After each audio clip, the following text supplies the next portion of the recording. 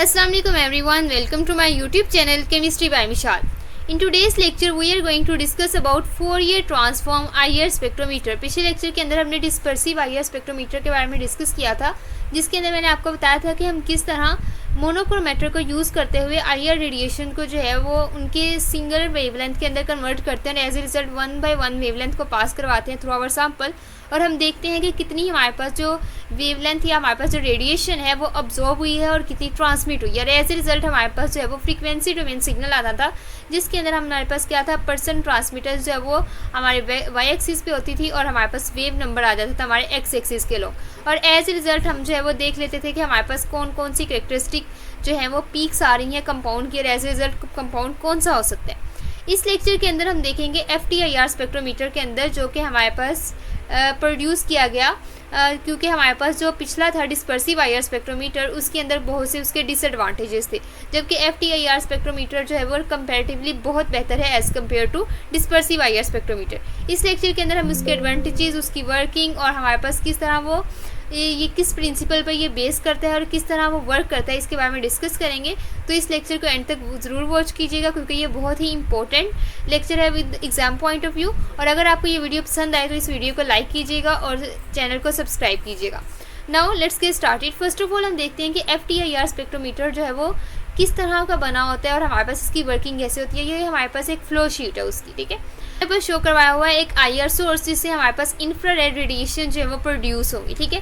जैसे कि पिछले लेक्चर के अंदर हमने जो है वो बल्ब देखा था कि किस तरह हमारे पास वो हाई टेम्परेचर पे जो है वो IR रेडिएशन जो है इमिट करता था। सेम इसी तरह यहाँ पे भी इंफ्रारेड सोर्स यूज़ होता है, जो कि हमारे पास किस नेचर का हो सकता है, या तो वो कोई नियर IR सिरामिक सोर्स हो सकता है, या हमारे पास वो हेलोजन लैंप हो सकता है, या मर्करी लैंप हो सकता है। ये तीनों जो है हमारे पास मोस्टली यूज जो है हमारे पास जो है वो ब्रॉड बैंड एमिटर है, यानी हमारे पास IR रेडिएशन की ब्रॉड बैंड जो है वो इमिट करते हैं, ठीक है। ये हमारे पास एज ए सोर्स यूज़ होते हैं। अब यहाँ से हमारे पास IR रेडिएशन प्रोड्यूस होती है और नेक्स्ट हमारे पास एक बीम स्प्लिटर होता है, जिससे हमारे पास क्या होती है, IR रेडिएशन जो स्प्लिट कर जाती है। एक हमारे पास मूव कर जाती है 90 डिग्री के एंगल पे, ठीक है। ये 45 डिग्री के एंगल पे हमारे पास बीम स्प्लिटर पड़ा होता है। उसके बाद हमारे पास क्या होता है कि एक फिक्स मिरर की तरफ चली जाती है रेडिएशन और दूसरी चली जाती है मूविंग मिरर की तरफ। जो मूविंग मिरर की तरफ जाती है वो 180 के एंगल पे बिल्कुल जो है वो पैरेलल मूव, मतलब बिल्कुल डायरेक्ट मूव कर जाती है। जबकि जो हमारे पास फिक्स मिरर की तरफ जाती है वो कैसे जाती है, वो हमारे पास मूव करती है विद 90 डिग्री एंगल, ठीक है। यानी हमारे पास 90 डिग्री एंगल पे मूव कर जाती है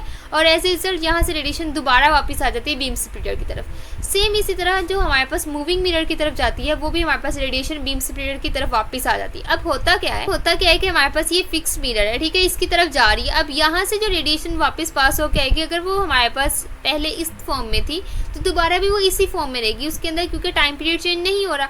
जिस टाइम वो टकराती है उसी टाइम वो उसी तरह वापस आ जाती है, हर दफ़ा सेम उसी तरह ही वापस आएगी। लेकिन मूविंग मिरर में हमारे पास जो टाइम डिफरेंस जनरेट हो जाता है, किस तरह कि अगर मिरर हमारे पास इस तरफ यहाँ पे है तो हमारे पास जल्दी वापस आ जाएगी। अगर मिरर जो है वो इस पॉइंट पे है तो थोड़ी देर बाद आएगी, और अगर इस पॉइंट पे है तो थोड़ी देर बाद आएगी। इस तरह हमारे पास उसकी क्रस्ट और ट्रफ जो है वो चेंज हो जाते हैं। एज ए रिजल्ट हमारे पास क्या होता है कि मूविंग मिरर से हमारे पास इसके मूव होने की वजह से टाइम डिफरेंस जनरेट होता है दोनों रेडिएशन के आपस में मिलने का, ठीक है। यानी सेम रेडिएशन, यानी हमारे पास अगर एक रेडिएशन इस फॉर्म में है, ठीक है, ये आके उसने टकराई और ये हमारे पास फिक्स मिरर की तरफ चलेगी, और दूसरी भी हमारे पास जो है वो मूविंग मिरर की तरफ चलेगी। अगर मूविंग मिरर भी फिक्स्ड होता है तो ऊपर से आने वाली भी रेडिएशन और इधर से आने वाली रेडिएशन का जो है वो सेम ही पैटर्न होता है, और एज ए रिजल्ट दोनों आपस में मिलती है और हमारे पास क्या होता है, सिर्फ कंस्ट्रक्टिव इंटरफेरेंस होता है और ये हमारे पास ज़्यादा इंटेंसिटी की हो जाती है। लेकिन ऐसा नहीं होता, इसमें हमारे पास क्या होता है कि एक हमारे पास आती है फिक्स मिरर से और दूसरी तरफ होता है हमारे पास मूविंग मिरर।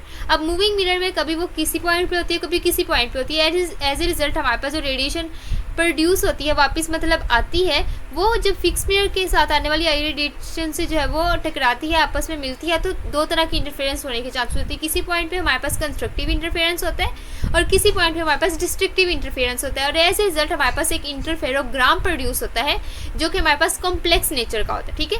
और इस कॉम्प्लेक्स नेचर का जो सिग्नल जो है वो सिंगल प्रोड्यूस होता है, यानी सिंगल प्रोड्यूस होता है, वो हमारे पास इंटरफेरोग्राम होता है, और जिसको हम फर्दर लेके जाते हैं अपने सैंपल सेल के अंदर। अब यहाँ पे जो इंटरफेरोग्राम प्रोड्यूस होता है ना, इसके अंदर बहुत सी कैरेक्टरिस्टिक्स होते हैं, यानी हमारे पास इसमें तमाम की तमाम आईआर रेडिएशन की जो वेवलेंथ है वो कवर हो रही होती है। उसके अलावा ये सिंगल होता है, यानी हमारे पास आपको जो है वो एक ही टाइम पे आपको एक ऐसा सिग्नल मिल गया जो कि एक सिंगल है और उसके अंदर सारी की सारी रेडिएशन जो है वो इन्वॉल्व है, यानी हमारे पास उसके अंदर सारी की सारी ब्रॉड वेवलेंथ की जो रेंज है वो कवर हुई है। यानी एक ही दफ़ा आप पास करवाएंगे सैंपल से, तो जिसने ऑब्जॉर्व होना होगा वो हो जाएगी, और जो फ्रीक्वेंसी है जो वेवलेंथ पे नहीं होना होगी वो हमारे पास ट्रांसमिट हो जाएगी। तो हमारे पास इकट्ठा एक सिग्नल जो है वो सैंपल में से पास करता है, और यहाँ से हमारे पास मॉडिफाइड हमारे पास इंटरफेरोग्राम आता है, यानी हमारे पास यहाँ पे क्या हो जाता है, सैंपल में से पास होने के बाद क्योंकि कुछ ना कुछ ऑब्जॉर्व हो जाता है और कुछ हमारे पास क्या हो जाता है, ट्रांसमिट हो जाता है। अब जो ट्रांसमिट हो गया वो हमारे पास क्या कहलाता है, मॉडिफाइड इंटरफेरोग्राम। ठीक है, अब यहाँ पे मॉडिफाइड इंटरफेरोग्राम जो है वो डिटेक्टर के पास जाते हैं, और डिटेक्टर क्या करता है, इसको जो है वो in the form of signal जो है वो डिटेक्ट करता है, और इस सिग्नल्स को जो हमारे पास कंप्यूटर के पास भेज देता है। अब कंप्यूटर के पास भेजने पे हमारे पास क्या होता है कि ये जो इंटरफेरोग्राम होता है इसको हमारे पास, क्योंकि ये कॉम्प्लेक्स सिग्नल होता है, इसको हमने कन्वर्ट करना होता है, इस टाइम डोमेन सिग्नल को कन्वर्ट करना होता है इनटू फ्रीक्वेंसी डोमेन सिग्नल। तो हमारे पास इंटरफेरोग्राम जो कि हमारे पास एक टाइम डोमेन सिग्नल है जो कि विद पैसेज ऑफ टाइम जो है वो चेंज हो रहा होता है, क्योंकि हमारे पास यहाँ मूविंग मिरर की वजह से टाइम डिफरेंस जनरेट हो जाता है। अब इस टाइम डोमेन सिग्नल को फ्रीक्वेंसी डोमेन सिग्नल में कन्वर्ट कर दिया जाता है, जिसमें हमारे पास परसेंट ट्रांसमिटेंस हमारे पास वाई एक्सिस के लोग होती है, और हमारे पास जो दूसरी एक्स एक्सिस के लोग हमारे पास क्या आता है, स्पेक्ट्रा के अंदर वेव नंबर, जो कि हमारे पास एक फ्रीक्वेंसी के जो है वो आता है, उसकी कैटेगरी में आता है। ऐसे रिजल्ट हमारे पास क्या होता है, फोरियर ट्रांसफॉर्मेशन के बाद हमारे पास प्रिंटर जो है वो प्रिंट कर लेता है आपके सिग्नल को, और ये हमारे पास किसी भी कंपाउंड का स्पेक्ट्रम होता है।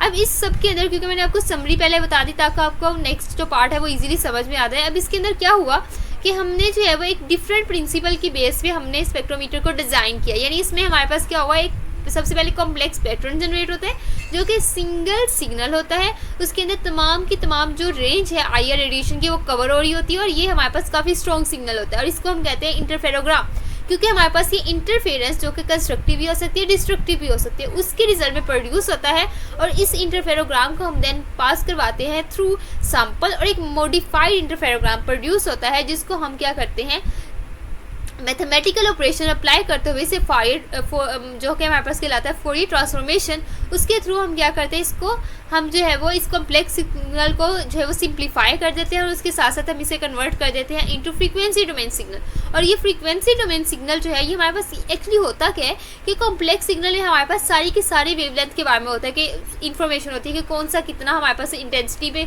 आ रहा है। ठीक है, ये हमारे पास अब्जॉर्प्शन ट्रांसमिटेंस हमारे पास कितनी है वो इंटेंसिटी के हिसाब से होती है। तो जब हम मैथमेटिकल ऑपरेशन जो है वो अप्लाई करते हैं तो एज रिजल्ट वो क्या होता है, इंडिविजुअल फ्रीक्वेंसीज में पहले कन्वर्ट होते हैं, और एज रिजल्ट उसके हिसाब से हम देखते हैं कि क्या हमारे पास प्रोसेस हुआ और किस तरह हमारे पास कंपाउंड की नेचर हो सकती है। और हमारे पास एक जो है वो डिस्पर्सिव आईआर स्पेक्ट्रोमीटर की आउटपुट जैसी आउटपुट जो हमारे पास ऑब्टेन हो जाती है।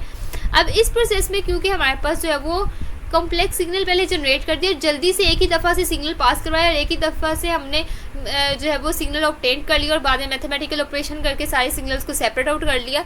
तो हमारे पास ये एक्चुअली होता क्या है, एक फास्ट प्रोसेस होता है। अब सोर्स जो है मैंने आपको बताया था कि सिरामिक सोर्स हो सकता है, यानी लैम्प हो सकता है, हेलोजन लैम्प, मर्करी लैम्प, और ये सारे के सारे आपको देख सकते हैं कि किस आईआर रेडिएशन जो है वो प्रोड्यूस कर रहे होते हैं। उसके बाद हमारे पास इंटरफेरोमीटर होता है, ये पार्ट हमारे पास कौन सा होता है, जो कि हमारे पास इंटरफेरोग्राम प्रोड्यूस करता है, यानी ये वाला, यानी इसमें बीम सेपरेटर, फिक्स मिरर और मूविंग मिरर जो है वो आ जाते हैं। उसके साथ साथ एक और होता है जिसको हम टाइमिंग लेज़र कहते हैं। ये हमारे पास दो तरह का होता है, ये हीलियम लेज़र हो सकता है या नियॉन लेज़र हो सकता है। इस लेज़र का क्या काम होता है, ये टाइमिंग नोट करता है हमारे पास कि किस तरह मोशन जो है वो मिरर की हो रही है और किस टाइमिंग से जो है वो मूव कर रहा है। ठीक है, तो एज ए रिजल्ट हमारे पास वो एक्चुअली क्या करता है, ये हेल्प आउट करता है कि हम अच्छे से देख सकें कि पाथ लेंथ चेंज हो रही है या नहीं हो रही। यानी हमारे पास जो फिक्स मिरर की तरफ जा रहा है आईआर रेडिएशन जा रही है, और जो हमारे पास जा रही है मूविंग मिरर की तरफ, तो उससे तो वापस आने वाली जो रेडिएशन है उनके अंदर पाथ लेंथ आ रही है या नहीं आ रही, ये चीज़ हमारे पास ये टाइमिंग लेज़र जो है वो ऑब्जर्व करता है। डिटेक्टर हमारे पास क्या करता है, ये फोटोन्स को कन्वर्ट कर देता है, यानी हमारे पास इंटरफेरोग्राम जो है सिग्नल उनको कन्वर्ट कर देता है into that signal which can be detected और विच कैन बी एनालाइज। ठीक है, और एज ए रिजल्ट कंप्यूटर के पास सिग्नल जाता है, और वो क्या करता है, इस मॉडिफाइड इंटरफेरोग्राम को कंपेयर करता है रेफरेंस लेज़र बीम के साथ, और as a result standard comparison देखता है और देखता है कि किस पॉइंट पे हमारे पास कैसे वो टाइम वाला सारा नोट करता है, और एज ए रिजल्ट हमारे पास फोरियर ट्रांसफॉर्मेशन होती है जिसमें हमारे पास देख लेते हैं हम कि किस तरह हम जो है वो डिस्पर्सिव IR स्पेक्ट्रोमीटर जैसी आउटपुट ऑब्टेन कर सकते हैं। अब हमारे पास इस सारे प्रोसेस के अंदर हमारे पास जो रिजल्ट्स है वो जल्दी ऑब्टेन हो जाते हैं, तो इस वजह से हमारे पास इसके बहुत से एडवांटेजेस होते हैं। फर्स्ट ऑफ ऑल तो हमें जो है वो एक एडवांटेजेस में से एक ये है कि हमारे पास इसकी सेंसिटिविटी बहुत अच्छी होती है, क्योंकि ये सारी फ्रीक्वेंसीज को एक ही दफ़ा में स्कैन कर लेता है। ये नहीं करता कि हमारे पास पहले 1 फिर 2 फिर 400 वाली फिर 402 वाली फिर 403 वाली, इस तरह नहीं करता, बल्कि एक ही दफ़ा सारा कॉम्प्लेक्स सिग्नल आता है और उसको देख लेता है और मॉडिफाई करके उसके बाद हमारे पास उसे फोरियर ट्रांसफॉर्मेशन जब लगा लेता है। तो एज ए रिजल्ट हमारे पास क्या करता है, ये बेटर, इसकी सेंसिटिविटी भी बेटर है, थोड़े से सिग्नल को भी डिटेक्ट कर लेता है क्योंकि और उसके साथ साथ हमारे पास ये क्या करता है, ऑल फ्रीक्वेंसीज को जो है वो मेजर कर लेता है। उसके साथ साथ हमारे पास इसमें मोनोक्रोमेटर यूज़ नहीं होता, तो वही बात होगी कि हमारे पास टाइम जो है वो सेव हो जाता है, क्योंकि सारे के सारे एक ही टाइम पे रेडिएशन को हम ऑब्जर्व कर लेते हैं। एनर्जी कम चाहिए होती है सोर्स से, क्योंकि ज़्यादा देर तक सोर्स चलाना नहीं पड़ता।